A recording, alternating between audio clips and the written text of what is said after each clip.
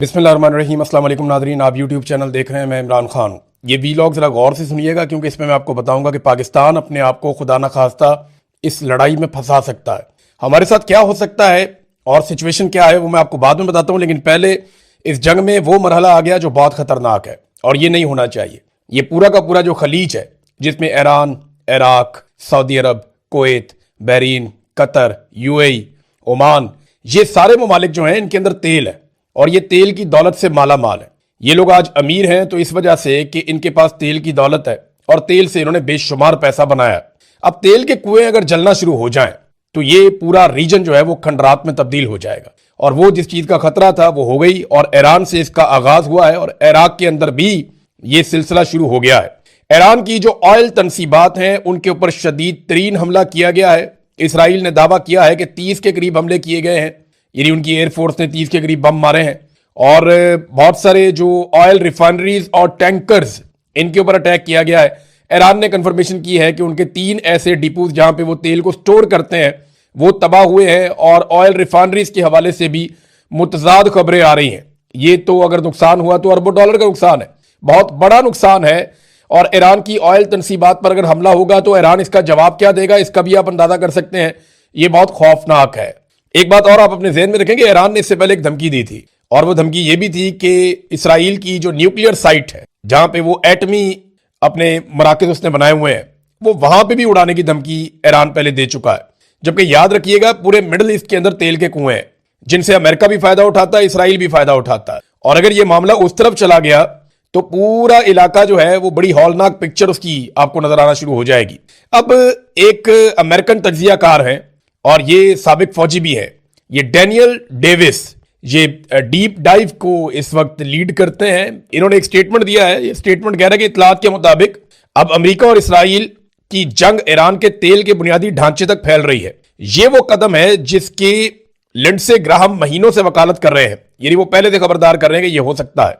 अगर ये सच है तो इस बात का इम्कान बढ़ जाएगा कि ईरान भी जवाबी कार्रवाई में इसराइल के तवानाई के अहदाफ को निशाना बनाए, या इससे भी ज्यादा खतरनाक सूरत हाल ये होगी कि वो खित्ते में अमेरिका के इत्तहादी खलीजी ममालिक की तेल की तनसीबात पर हमला कर दे।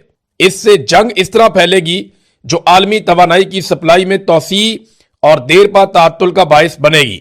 ये इकदाम ईरानियों को घुटने टेकने पर मजबूर नहीं करेगा, लेकिन इससे मशरिक वस्ता में तशद्दुद और इंसानी तकलीफ में बहुत इजाफा होगा।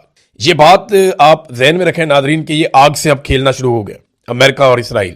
फ्रस्ट्रेशन बहुत ज्यादा बढ़ रही है ना। ईरान को रोकने की वो तमाम कोशिशें कर रहे हैं कि वो सरेंडर कर दे।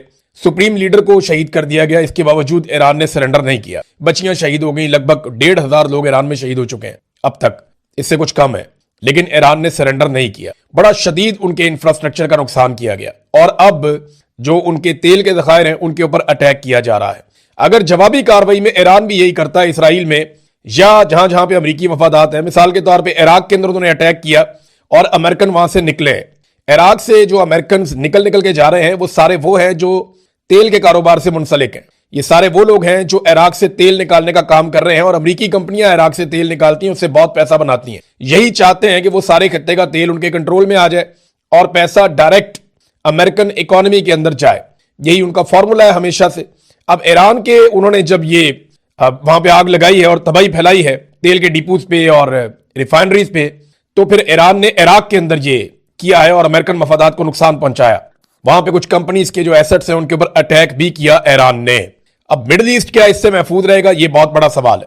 सऊदी अरब ने कॉल करके बुलाया पाकिस्तानी फील्ड मार्शल को। सऊदी वजीर दिफा खालिद बिन सलमान ने मुलाकात की है फील्ड मार्शल आसिम मुनीर से और जो उन्होंने स्टेटमेंट जारी किया उस स्टेटमेंट से यानी ये तासुर दिया कि हमारा और पाकिस्तान का एक दफाई मुआहदा है, तो अब टाइम आ गया कि पाकिस्तान आके अपनी ड्यूटी पूरी करे।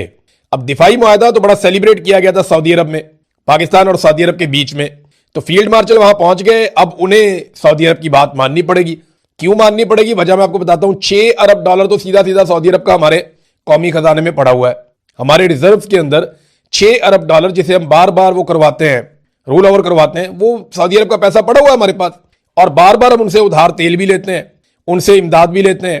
ये सारी चीजें आप बार बार जो लेते हैं। और एक दिन पहले सऊदी अरब ने यह भी खबर दी, उन्होंने बाकायदा खबरदार किया कि हम इमदाद बंद कर रहे हैं क्योंकि आप इमदाद को गलत इस्तेमाल करते हैं, इस बात का खदशा है।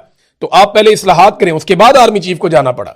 पाकिस्तान इससे बाहर रहना चाहता था, लेकिन आर्मी चीफ को बुलाया गया क्योंकि इन्होंने अपनी मर्जी से, फील्ड मार्शल साहब ने सऊदी अरब के साथ एक दिफाई मुआहदा किया था। उस वक्त जो लोग बात कर रहे थे उन्हें गद्दार कहा जा रहा था। देखें, जब खादमैन हरमैन शरीफैन का एक बड़ा मुकाम है सऊदी अरब के हुक्मरानों के पास और उसका सारे एहतराम करते हैं, हिजाज मुकद्दस यानी मक्का और मदीना, इसकी हिफाजत के लिए दुनिया के सारे ममालिक और सारे मुसलमान इकट्ठे होंगे, चाहे वो ईरानी हो, इराकी हो, शामी हो, मिस्री हो या मिडिल ईस्ट के रहने वाले हो, सारे इकट्ठे हो जाएंगे।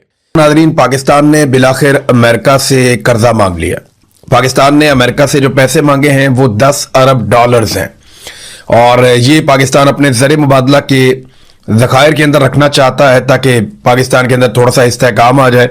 और बाकायदा पाकिस्तान ने अमेरिका से इसकी दरखास्त कर दी है और ये खबर अब अखबारात के अंदर छप भी गई है। अमरीकी वजीर खजाना को 5 साल के लिए पाकिस्तान ने दरखास्त की है कि हमें यह माली सहूलत दी जाए और हमारे ज़र मुबादला के ज़खायर जो हैं उनमें कुछ थोड़ा इजाफा हो जाएगा, उससे पाकिस्तान के अंदर रुपए की जो सूरत हाल है वो बेहतर रहेगी। अब ये पाकिस्तान अमेरिका से कह रहा है। देखिए, ये जो सरकार आई है इसने अभी तक क्या कमाया? सरमायाकारी लाने में ये मुकम्मल तौर पे नाकाम रहे। आसिम मुनीर साहब ने बहुत बड़े बड़े दावे किए थे और उन्होंने कहा था 1 साल में मईशत को ठीक कर दूंगा, लेकिन उस वक्त से लेकर अब तक ये पाकिस्तान में बिल्कुल सरमायाकारी नहीं ला पाए, बल्कि 50 साल की कम तरीन सतह पे पाकिस्तान की सरमायाकारी चली गई। बहुत सारे ममालिक के दौरे किए गए, जितने दौरे किए गए, जितने पैसे उन दौरों पर खर्च किए गए, उतने पैसे भी ये टोला पाकिस्तान में नहीं ला पाए। तो नालायकी और निकम्मेपन का एक नया रिकॉर्ड है जो आसिम मुनीर साहब ने और उनके साथियों ने, जिन्हें वो लेकर आए इक्तदार में, उन्होंने एक नया रिकॉर्ड पाकिस्तान में बनाया। अब वो अमेरिका से पैसे मांग रहे हैं। इससे पहले उन्होंने सऊदी अरब से पैसे मांगे थे और फिर उन्होंने चीन से भी पैसे मांगे और बार बार मांगे। ना सिर्फ मांगे बल्कि उन पैसों को जो वापस करने थे वो रोल ओवर भी करवाया और बार बार करवाया। यूएई ने इनकार कर दिया उसके पैसे वापस करने थे, तो सऊदी अरब से पैसे लेकर यूएई को पैसे वापस किए। अब ये दुनिया में मजीद मुल्कों से पैसे मांगेंगे तो कोई पैसे तो इनको देगा नहीं। इनकी तवज्जो इस बात पे है कि दिफाई मुआहदे करके कुछ ममालिक की सिक्योरिटी अपने जिम्मे ले लें, अपनी फौज को, अपने हथियारों को वहां लगाएं।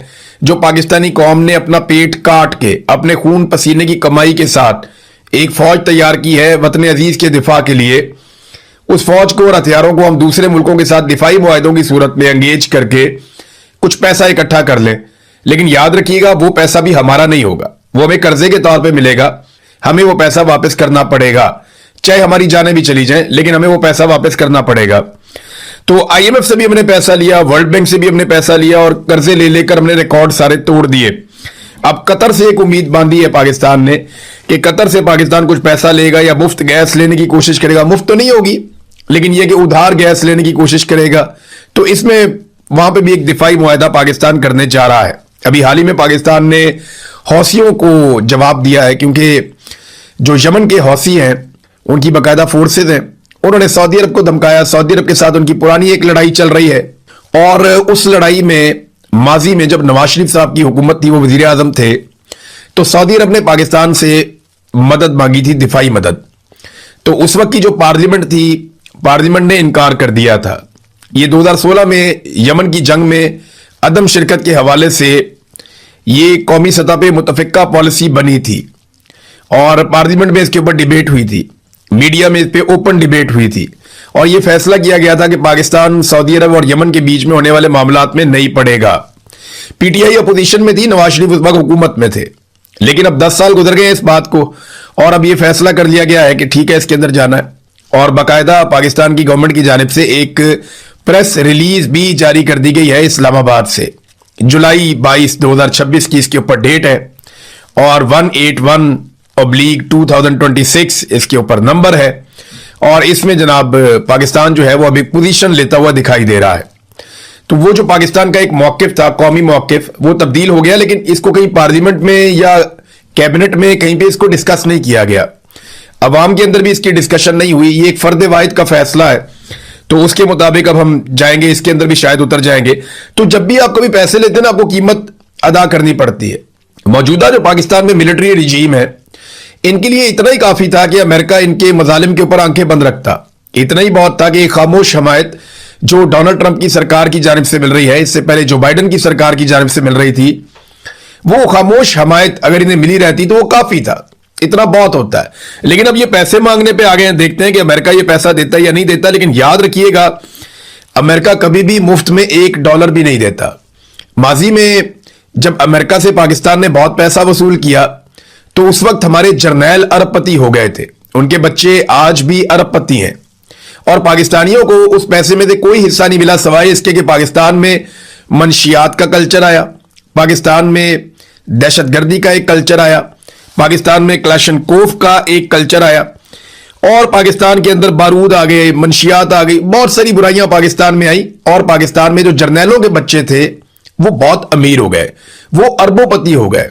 यानी उनकी सारी जिंदगी की तनख्वाह एक तरफ और उससे हजारों गुना पैसा उनके पास आ गया। ये पैसा कहां से आया? ये अमेरिकन ने जो डॉलर दिए थे अफगान वॉर के बीच में, फिर हमने पकड़ पकड़ के अपने पाकिस्तानी यहां से अमेरिका के हवाले भी किए कि इसको भी ले जाओ, इसको, वो यूसुफ रमजी, वो इमल कांसी, ये आफिया सिद्दीकी और बहुत सारे लोग हैं, कई ऐसे नाम है जिन्हें हम जानते ही नहीं है, वो लोग भी डॉलरों के बदले में अमेरिका के हवाले किए गए। तो अमेरिका से जब आप पैसे लेंगे ना तो अमेरिका आपको मुफ्त में नहीं देगा, वो आपसे मांगेगा कुछ। आपको अमेरिका की जंग लड़नी पड़ेगी एक मरतबा फिर कौम को इस बात के लिए तैयार रहना चाहिए कि लाशें बिछेंगी, क्योंकि अमेरिका कभी भी हमें पैसे देगा तो उसकी कीमत आपको अदा करनी पड़ेगी। डोनाल्ड ट्रंप के साथ जो एक लंच है वो मुफ्त में नहीं था, उसके बाद से अब तक पाकिस्तान लगातार अफगानिस्तान के साथ लड़ रहा है। रोजाना की बुनियाद पर बलूचिस्तान में, खैबर पख्तूनख्वा में लाशें गिर रही हैं, हम उसकी कीमत चुका रहे हैं। मिसाल के तौर पे अभी बलूचिस्तान में खून की होली खेली गई, 7 लाशें मजीद मिली हैं, तशद्दुदज़दा लाशें हैं, उनको गोलियां भी मारी गई हैं, और ये बलूचिस्तान के मुख्तलिफ इलाकों से मिली हैं। रोजाना की बुनियाद पे बलूचिस्तान से लाशें मिलती हैं, रोजाना की बुनियाद पे बलूचिस्तान में सिक्योरिटी फोर्सेस के ऊपर हमले किए जाते हैं, रोजाना की बुनियाद पे वहां पे जबरी तौर पे इंसानों को गुमशुदा किया जाता है। इंसानी हकूक की पामालियां सरकार भी कर रही है और दहशतगर्द भी कर रहे हैं, तो हम एक आग में झुलस रहे हैं। यही कुछ हमारा खैबर पख्तूनख्वा में भी हो रहा है। वहां पुलिस लड़ लड़ के थक गई है, लेकिन दहशतगर्दों को जिन्होंने लाकर बसाया उनसे पूछने वाला कोई नहीं है कि जनाब आप बॉर्डर पे बैठे हैं तो दहशतगर्द पाकिस्तान में कैसे आ गए। इसका जवाब कोई देने को तैयार नहीं है। जनरल बाजवा को बुलाकर पूछा जाए ना कि आप इन बंदों को पाकिस्तान में क्यों लेकर आए, जब सारे आपको समझा रहे थे कि ये काम ना करें, तो ये काम आपने क्यों किया। अब तो एमएल वली खान भी बोलना शुरू हो गए, यानी एक एक करके सब बोल रहे हैं। फजलुर रहमान साहब ने आवाज उठाई मिलिट्री एस्टेब्लिशमेंट के खिलाफ, फिर जमात इस्लामी ने बताया, उन्होंने गवाही दी कि इमरान खान की जो मुंतखब हुकूमत की उसका तख्ता उल्टा जर्नैलों ने, और जर्नैलों ने जब तख्ता उल्टा तो उस वक्त जर्नैलों के साथ फजलुर रहमान भी मिल गए और बाकी सारे भी मिल गए, और अब जिस जिसको हिस्सा नहीं मिला वो सारे रोला डाल रहे हैं। एमएल वली खान ने डिटेल स्टेटमेंट दी है, लेकिन देखें एएनपी भी बात तो वो ठीक कर रहे हैं। उन्होंने कहा जी आज तनख्वाह की बात बुरी लग रही है, कल तक ये निजाम हमारे खिलाफ ये प्रोपेगेंडा कर रहा था कि हमने डॉलर लेकर अपने बच्चे और लोग मरवाए हैं। दिफाई इदारे की जिम्मेदारी है कि वो हर कीमत पर हमारा दिफा करे, हम उनकी कदर करेंगे। शहीद सब मोतबर है और ये फैसला अल्लाह ताला ने करना है। दिफाई इदारा अपनी जिम्मेदारियां अदा करने में मुकम्मल तौर पर नाकाम हो चुका है। ये फौज और एजेंसियों को एमएल वली खान का पैगाम है, जिन्हें बलूचिस्तान से सेनेटर बनवाया गया था एजेंसियों की तरफ से। तो अब उन्होंने ये कहा कि दिफाई इदारा अपनी जिम्मेदारियां अदा करने में मुकम्मल तौर पर नाकाम हो चुका है। दहशतगर्दी का मसला पॉलिसी तब्दील करने के बगैर हल नहीं हो सकता, और यही असल बात है।